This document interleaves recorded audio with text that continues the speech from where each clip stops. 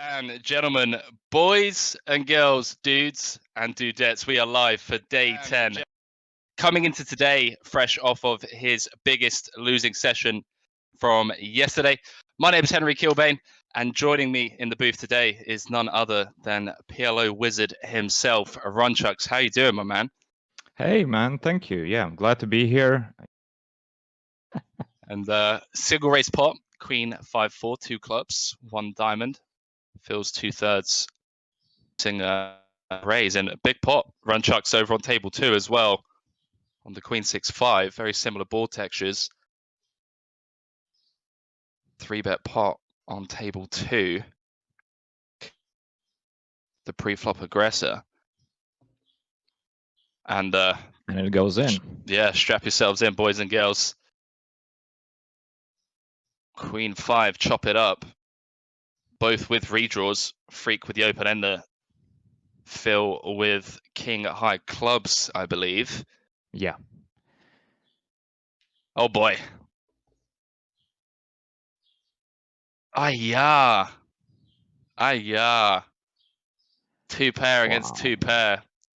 If I understand correctly, it wasn't that Phil turned to him on the downswing. He was just constantly working with Elliot because, of course, you know, the mental game was supposed to be one of the toughest things in the challenge. So anyway, we have a 4-bet pot on the right.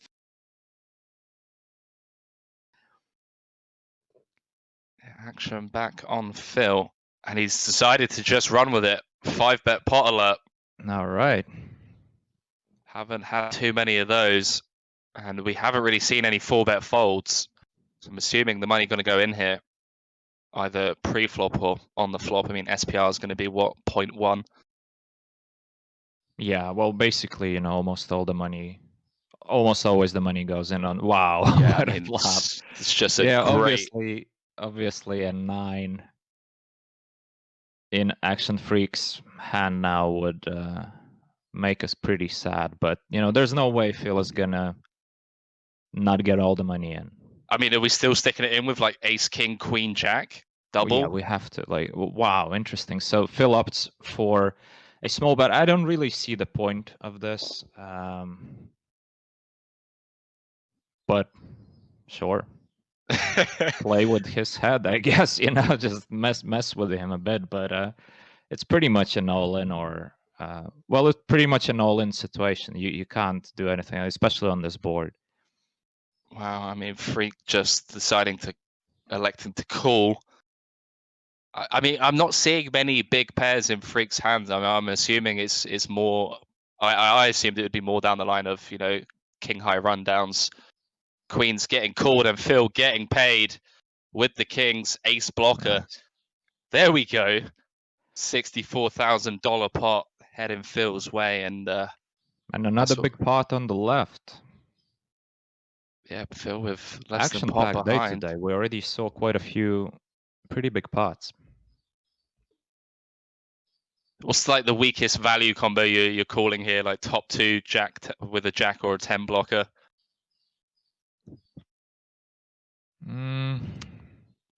I didn't see how the action went because I was too excited about the 999 board. I'm the same. Yeah, I'm the same. So it's pretty tough because, you know, in every situation, like whatever the weakest hand should be mostly dictated by how you got to the point. You know, True. Because basically your line, the line that you took in the hand matters the most because that's the thing that influences what range your opponent can have and what is your range in that situation as well.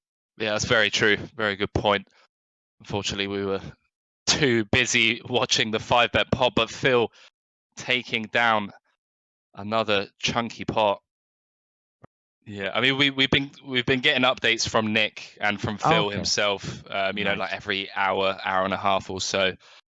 Phil's just basically been checking his balance before the start of every session, and then every time they reset, he's like, "Yeah, you know, I'm up 60k or I'm up 90k or whatever." Hopefully, that's the trend for today's session. Yeah, you know what? This is actually not that great for Phil.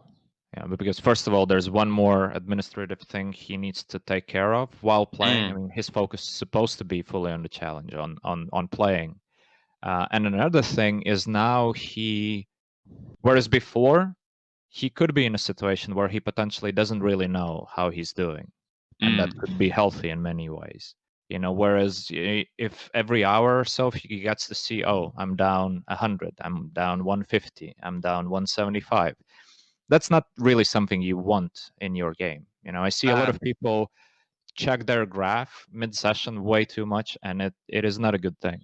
I love that you brought that up, man. That is just such a great thing to mention because, with us having to move over to party poker due to Freak not being able to obviously move money around at the moment, you're right. If you are looking at the balance and you are down 75k, it's going to affect your mindset. And look at that, Wow. Freak All getting right. freaky with the 9-9 blockers and getting snapped off. So just go back to that, Runchuks. I mean, it's obviously something that you've thought a lot about in terms of like checking your graph or checking how much you're up and down on the day. Just obviously what a huge advocate on not checking your results until the end of the session.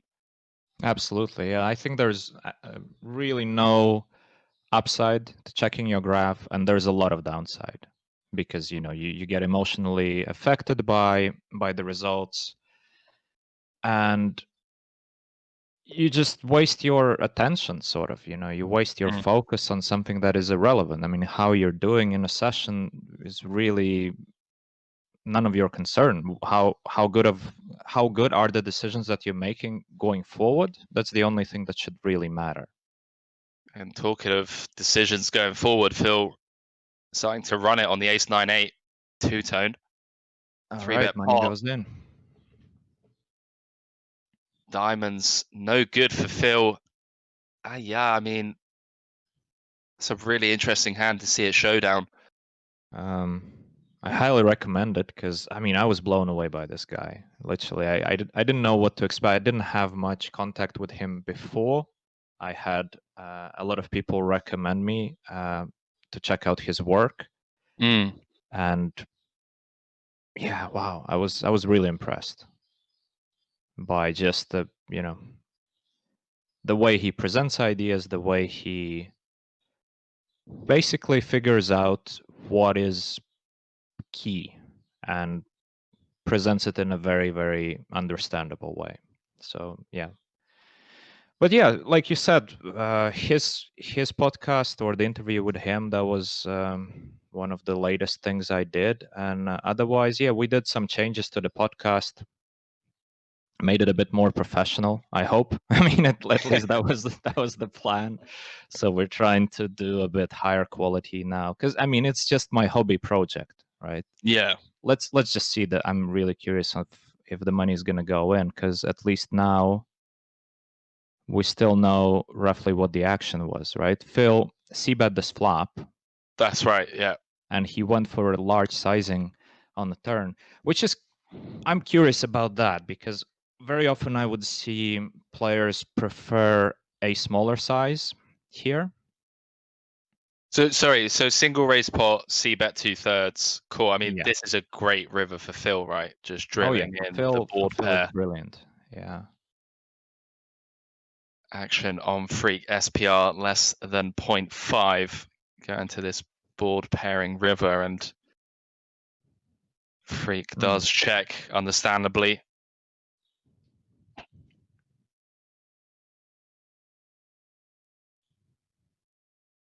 I mean, does Phil ever just check back with his overpairs with missed diamonds here? A hand like Queen XX with a couple of diamonds. Yeah, there's going to be quite a few hands that he can't really turn into a bluff, because Actionfreak is going to pretty much check really strong. He's going to have strong hands in his range when he checks. All right, so, well, Phil did think about it and moved in, but I don't think this is a spot where Phil is going to be over bluffing or bluffing too frequently. Yeah, for sure. It does feel like a pretty under-bluff spot, which would make it obviously a great spot to actually bluff. Yeah, it's just hard to find hands that you can bluff with, right? Yeah, exactly. With the line, you c-bet the flop, you c-bet the turn, and especially, like, to me, that sizing on the turn was curious because he chose to There we go. Polarized bet. Oh, beautiful. There we yeah. go. Phil Galfond getting paid in full to turning top set and a gut shot to the nut straight. Sorry, not to the nut straight. Gut shot straight draw. And Freak did have it on the turn, Runchuks. So a bit of a cooler there. Board pairing. Yeah. Phil getting paid. Farah in the chat saying, yay, Phil.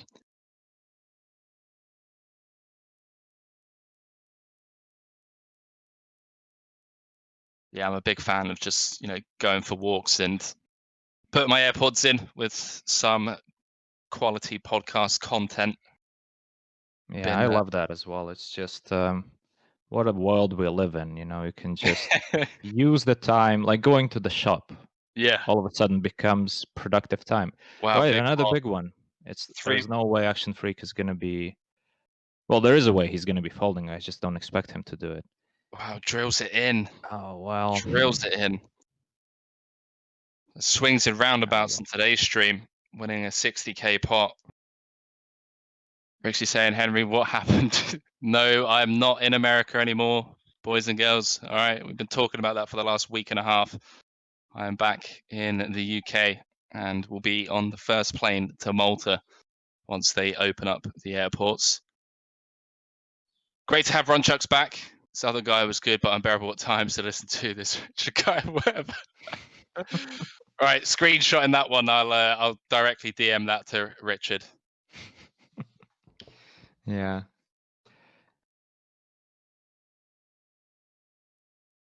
I wonder how the hell did Richard do the whole day alone?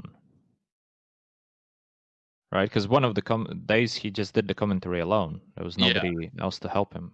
I mean, wow.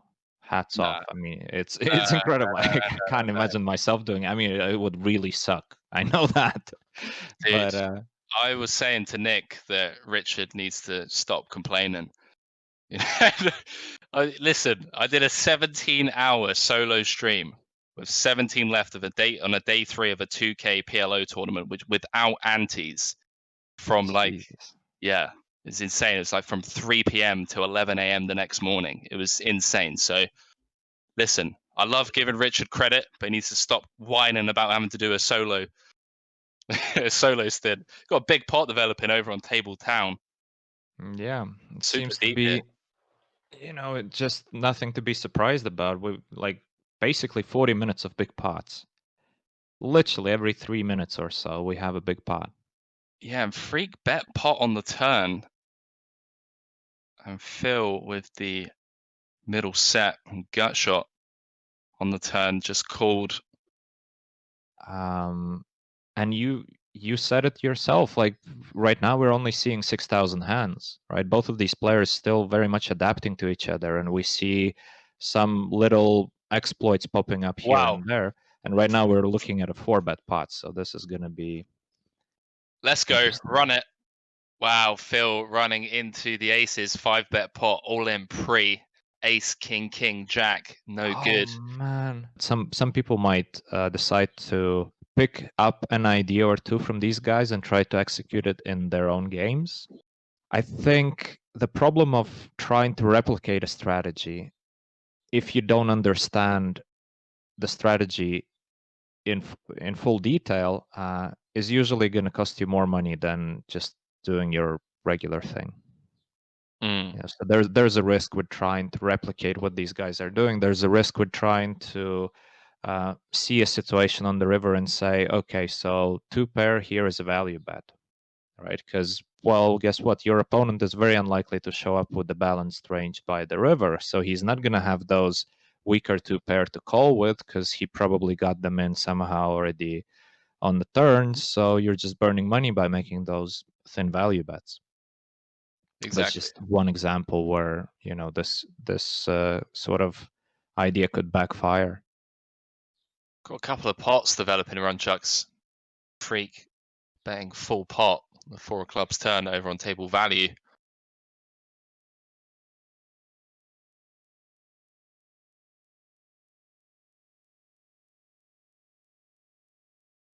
So it looks like this was a 3-bet pot, and Phil with the check rip Potential for a 90k pot if Freak decides to go with his hand. Maybe regretting betting full pot on the turn. I like his choice of sizing, though. I think in a situation like this, he is supposed to bet very, very much polarized. So going for pot size is probably the only sizing that he employs there. Wow, this is pretty. That feels so loose from Phil. Facer saying, who is playing better at the commentators? I mean, if you want to be results oriented over the last day and a half, side with Freak. I think it's tough to say, when we don't get to see that many hands at Showdown to say who's playing better. Yeah, that's very true. Without the Showdown, you can only guess. And so much of it is variance, and part of playing good is how you deal with that variance. So far, none of the players really seem to get phased when things don't go their way. And overall, like, we don't see too many mistakes. Like, we haven't seen any hand where we could say at Showdown that, well, this was a bit bad. Yeah. Right. So that's a sign that they're both playing good, pretty good. So where do you sort of how could we judge who is the playing better at this stage? Sure, really bad run out for Phil on table value for betting turn.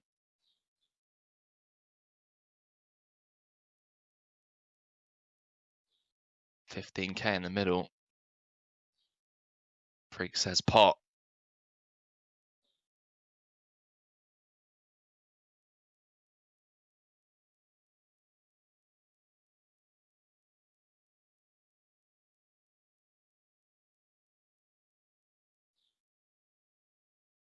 Trying to think if I'm in Phil's shoes, what I'm calling with here.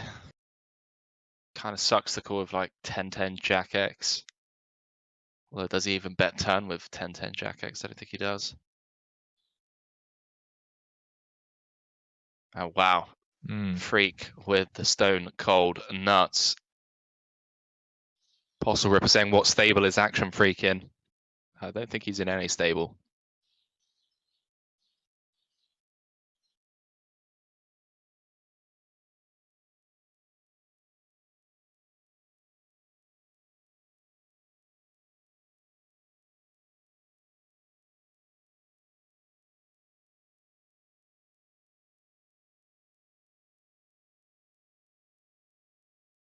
Scott saying, do you feel like Action's been playing any differently the last day or two, or has it just been variance? Haven't noticed anything too much aside from him winning 8% or whatever of the big pots at Showdown, but I'm sure I'm missing a lot.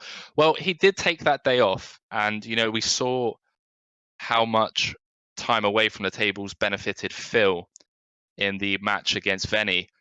So I don't know if there was just like one massive leak that Freak has managed to plug after having like 48 hours to go over everything. But as Runchuks already mentioned, these guys aren't just playing for 5 hours straight and then not playing any more poker. They're playing the session and then they're reviewing hands. So I feel like a lot of the leaks that Freak would have had to plug, he would have been familiar with already.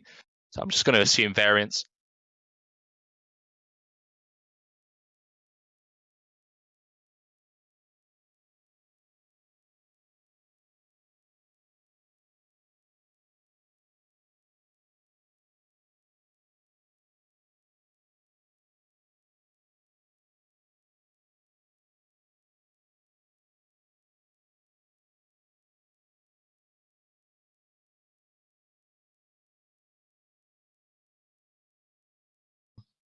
Superstitious in poker, that's not really good as well. But how many people are superstitious, with their lucky charms and all that? Why not? If it helps you, go ahead.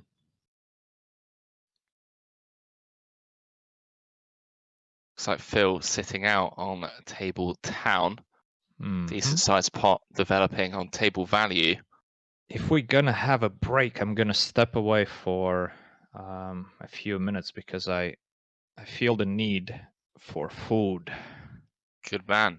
And people who listen to my commentaries before, you guys know that if I need food, I better get food. Otherwise, the commentary makes no sense anymore. What do you bench? 150?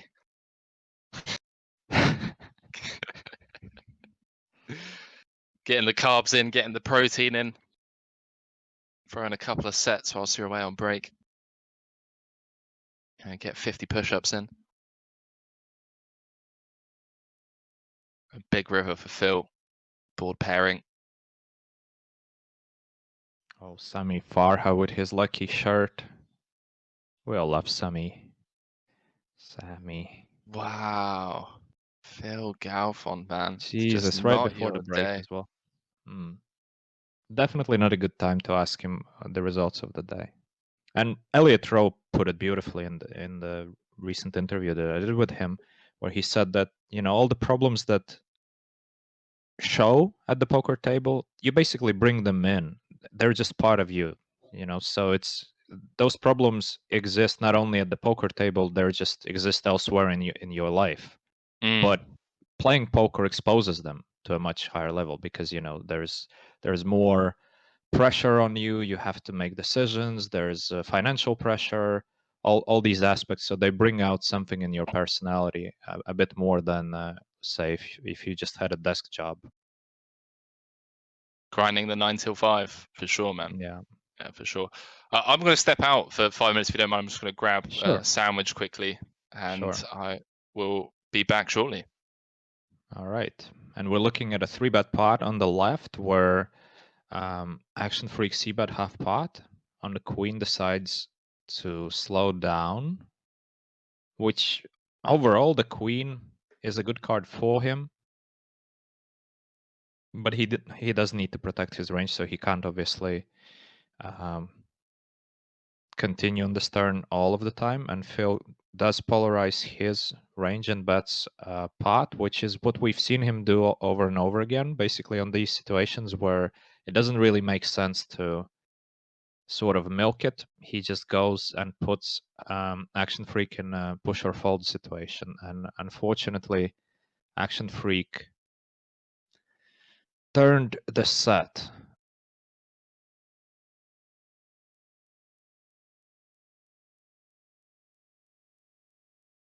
Freak's really been attacking these 3-bet pots when Phil's gone for this like third sizing c-bet, and Phil's going to run it this time. Pings it on the turn. All right, Phil. LFG PG. And Phil booking a huge win on Saturday, around 170k, to then have his biggest loss of this match yesterday. I'll take a break-even day today's session, Runchuks. I'm happy with a break-even day. Well, I mean, we all should be very happy with the break-even day today. Yeah, that's for sure. And I guess Phil needs that day off. Tomorrow they have a day off. And, they do indeed. Considering that he skipped his day off last week, skipped the Wednesday. He was supposed to have Wednesday off. He thought, why don't I play Jungleman on my day off? Well, I mean, it was a profitable day. Managed to win 86k. Yeah, it remains to be seen. One of these things that, and you've probably experienced this as well, once you go on a life trip, very optimistic, first couple weeks just grinding like crazy, and then you completely burn out, and you're supposed to be there for 3 months or so. And Phil is definitely in a situation where this whole thing is a marathon for him, not a little sprint. So he needs to pace himself and have full focus all the time. Well, potentially a huge pot. Yes, we do see all the money go in. Well, I expect. I don't think Actionfreak is folding here. Yeah, I mean, no snap call. So maybe like a 2-pair with a flush draw. Set of 5s against a set of jacks. Let's go, Phil Galfond. Set over set. $76,000 pot going Phil's way. There we go. Right. All right. Absolutely. Momentum for Phil. We can all see it. It actually exists. I changed my mind. There is momentum, and it's definitely in Phil's favor right now. Paul AT saying, don't stop the session. We have momentum. For those superstitious folk of you out there, let's not jinx it.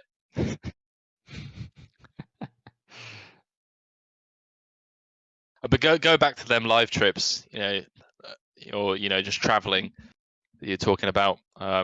Went to Bali back in November with 7 other poker players. We managed to get a pretty sweet deal on a villa out there, and yeah, it was in the exact same spot where as soon as we landed, went to the villa, set up a grind part of the house, which is basically like just a huge like kitchen diner where we all had like our screens set up and everything, and it was just non-stop.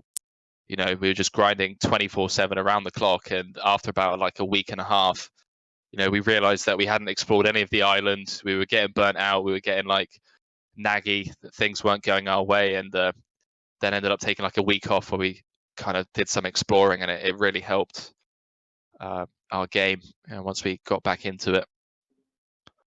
So taking them days off is can be pretty crucial.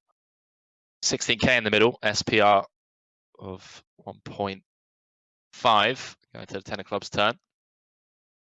And of course, this turn is better for Actionfreak here. So we're not surprised to see Phil check. He's been, I mean, he has no choice but to check very frequently. And Actionfreak in this case, again, as he keeps doing it, as they both actually keep doing it. When it makes sense to completely polarize your range, then they go for a pot size. And Phil is in a tough spot. Well, apparently not, because pretty quick with his call. There we go. Phil with the trap on the turn. Beautiful. Free drawing to 2 outs.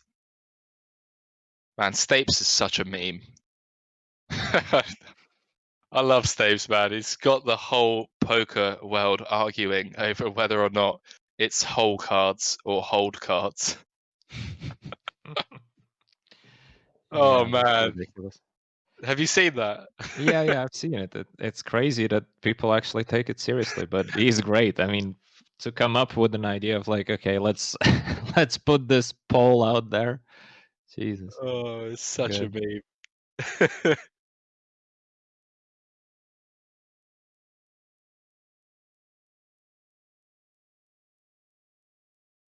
Do any of you Twitch pros out there know if it's possible to get a dark theme setting on Twitch? Instead of staring at this bright screen.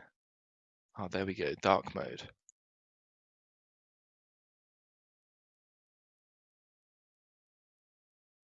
Nice. I switched to dark mode as well. I like the dark mode. Let's hope it doesn't jinx the momentum. Yeah, I've always got dark mode and everything on my phone.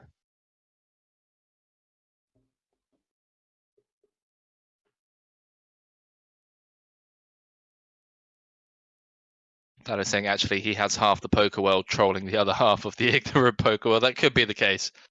Yeah, that could be the case.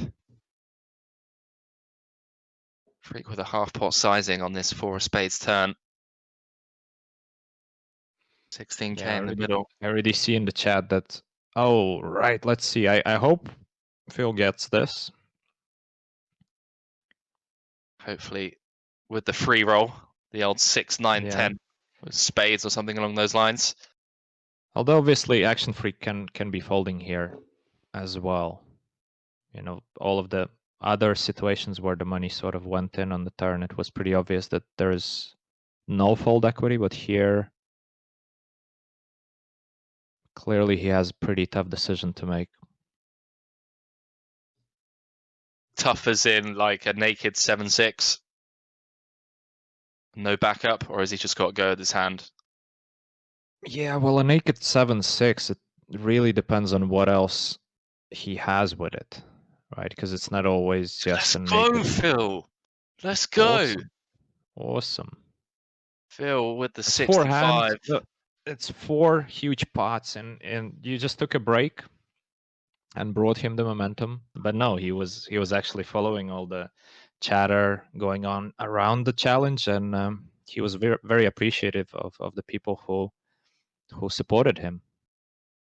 Yeah, I mean, I'm not sure if I was quote unquote the villain in a match that I would be, watching the stream and like reading the Twitch messages and stuff like that. But I mean, I'm assuming he's obviously very resilient when it comes to his mindset, and obviously. Yeah, no, I don't think he was reading the Twitch as he was playing. He was probably reading some comments after he's done with the playing, because that's nothing about resilience. It's just you don't try to play against Phil Galfond at these stakes while watching YouTube or Twitch or whatever. Do you think you just like binge watching some Netflix on the side while Right. tabling Phil Right, Galfond? some cat videos and some of his friends sending over like, "Hey, you got to see this." Oh yeah, that's hilarious. I'm in the pot right now. Oh man. Talking of pots, Freak with the check raise on the 10 of hearts turn. Well, he 16K definitely in the middle. shouldn't like that 5 very much, and it is a good card for Phil. So we'll see. I would assume that Actionfreak is gonna check very often here, and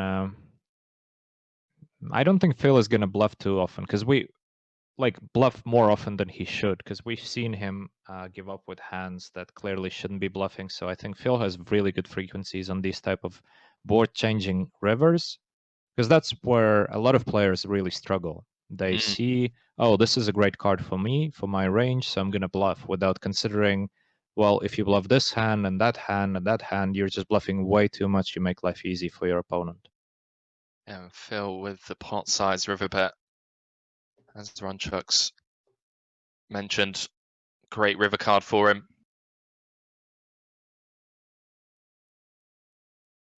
Though I am By the way, curious. on the left, I saw Actionfreak. I briefly saw him win with the set. I didn't really catch what Phil had. I suppose he was bluffing at some point, or Yeah, it to be looked like. honest, just missed all of the action there on the left table. Oh well. Oh well. So this is a difficult board to play as a 3-better. Let's see how Action handles it. Interesting. You saw that most of the time he's just going for small C bet on the flop, and here he chose a large sizing. That's something to look out for, because if we can see that he continuously does it on this type of board texture, it would be something noteworthy. And Phil going to have a lot of piles here, right, as well. Just putting all of Freak's over pairs into a really tough spot. I mean, that's surely a great turn card for Phil. Although I feel like his 9-10 queen, 7-5 combos maybe pile at this SPR on the flop. Was it SPR 5? Yeah, something like that. But it's really a good card for both of them, right? Because Actionfreak, well, obviously for his bluffs, it's a horrible card. But if he is polarized, then for his value range, this is still a pretty good card. What we like 55% for Phil, 45% for Freak. Yeah, I don't know. It's just like one of those which sort of they both don't hate, but it slows down the action because, well, they both have to either slow play or just take it carefully, because you don't really want to go all in now with like Jack 6 or something in Phil's shoes, right? Yeah, for sure. It wouldn't surprise me to see Phil just pot control on the turn with, as you mentioned, like 2-pair. Although I am more inclined to believe that he would have put Freak in with a flopped 2-pair, unless it was just like naked 2-pair, no backup. Yeah, it's pretty hard. It's pretty hard to get just no backup 2-pair on this board. Yeah, Pretty much exactly. everything gives you some sort of Yeah, backup. exactly. It's interesting to see it check through on the turn. Freak check it for a second time on the King of Clubs river. Phil going for a half pot river sizing. And there's Yeah, the and we check do see the pile. check raise. Yeah. That's what I was afraid of when I saw this half pot size bet on the river. I was thinking, is he really trying to go for thin value? Yeah, we're Like, putting that I a never got. I can't get over that fact that, like, who figured that, well, you know what, if I do a bad job, then you just give me a 10% tip. How about I don't give you a tip if you did a bad job? Like, where does this come from, right? It's like saying, oh, but everybody's a winner. Here's a medal for you. Here's a medal for you. Do your job, okay? Do your job and get the reward. Here you go, a little rant towards the end of the day. No, it's Enjoy. all good, man. I had a similar spot. We were in Vegas and we were playing golf. And we were only there for an hour, just at the driving range. And in the, there's what, 5 of us. Had a few drinks. Bill came to $500. We'd literally only been there 45 minutes, 45, 50 minutes. And we left I think it was like 560. So we left like $60 tip. And as you mentioned, they literally came running after us. Like one of the ladies and my friend just took $10 back and gave it to another waitress. It's like if you're not happy, then I'll give it to someone else who deserves it more. Talking to deserving it more, Phil Galfond with a pot-sized bet on the Jack of Spades turn, and it feels like a bit of a disaster card for him. Not Freak with a really. quick check. I wouldn't be too scared about this card if I was him.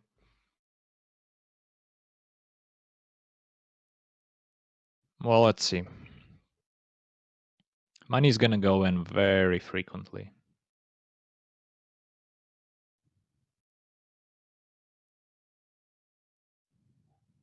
And there it is. 46,000 in the middle. And a quick fold from Freak.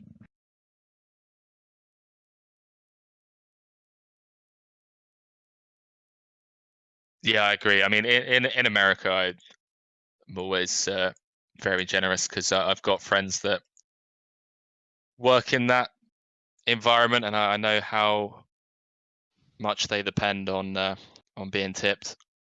And by the way, I see somebody commenting on the fact that I was, ranting about that I don't like to tip if I don't like the service.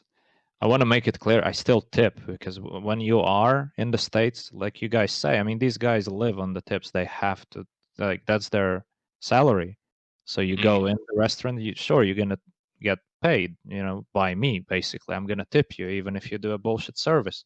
But I just think it's a stupid system, right? Because the incentives are clearly wrong because, well, it's just wrong. To me, it's wrong. I still tip, but I can dislike it. I don't have to say, well, sure, that's the system. You do whatever job you want, and here's your tip. I can still rant about it, not in their face, but to you guys, basically. But again, every country has its own different culture and different sort of customs, and it is what it is. When in Rome, do as the Romans do. Basically, what are you going to do about it? Pot size river bet from Phil over on Table Town. Maybe some of that momentum we've been talking about. And flopped the will. Gets paid. Wow, All right, 5-bet pot alert. Yep. They're on table value. There must be at least a third time today. Yeah, we've been spoiled for Seen 5-bet quite pots. a few of these, yeah. Awesome. Phil's won one and lost one. So they're even on the day. Deep in the tank. I mean, if he's got a hand like ace, king, king, jack, maybe just decided to fold this time.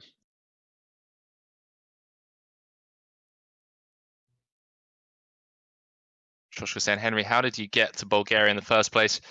Long story short, my parents were property developers in the UK, and there was a recession in 2008.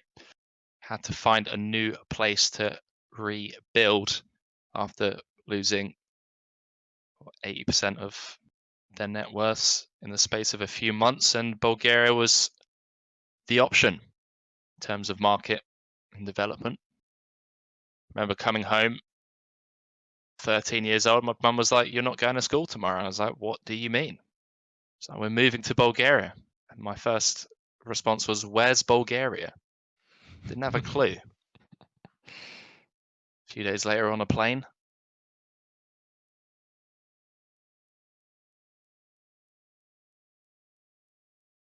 Could see Phil check pile here. It's six of hearts turn. Absolutely, yeah. That's one of those turns where There it is. exactly here comes the check raise. The check Rizzle, 53k in the middle, and the fold from Freak. We'll take it. 4-bet alert over on table value as we head to the King, Queen, Deuce two-tone.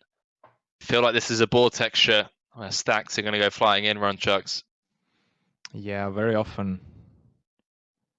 Phil going to have a lot I of wonder rundowns if Phil around is really considering leading here.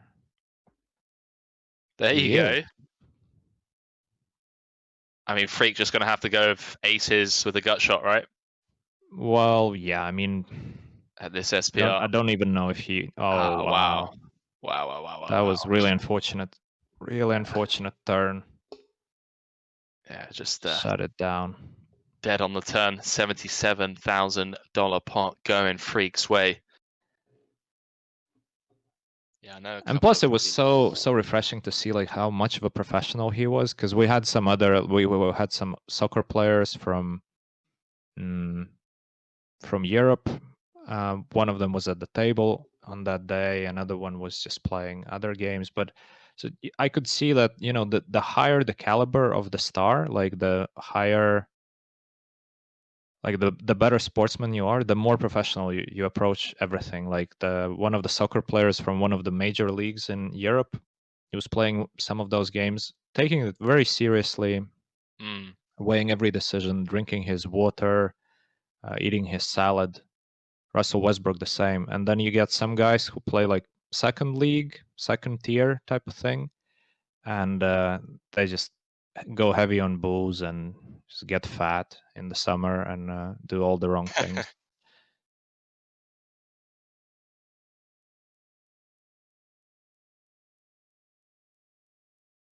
Yeah, I've heard a couple of stories about the Molly games and some of the actors that obviously weren't named on film that were involved, and how competitive they were, against each other, and how some of them were just complete punters. More money than Yeah. sense.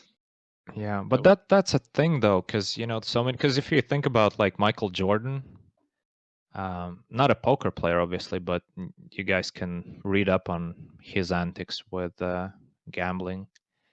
Pretty much the opposite of what you would expect a true professional to do. Start working with the kids already, with the teenagers in the sport to make them understand, like, well, guys, this is what you're going to be facing. You got too much time on your hands, and you can make all sorts of bad decisions in your life. Don't do them, right? Yeah. So, I mean, it sounds easier than it is, but it's great that somebody is doing that work, and at least that the major leagues recognize that it needs to be done. Because another aspect is, which was mentioned in the chat, and we are paying attention to both of these. Well, at least I am, both of these boards, but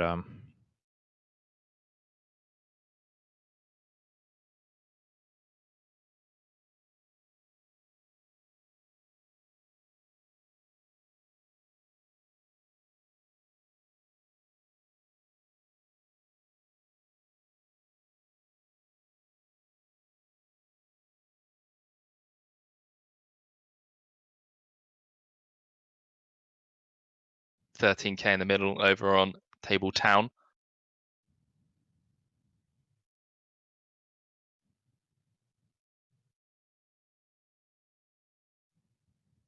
All right, a pot size on the river by Phil.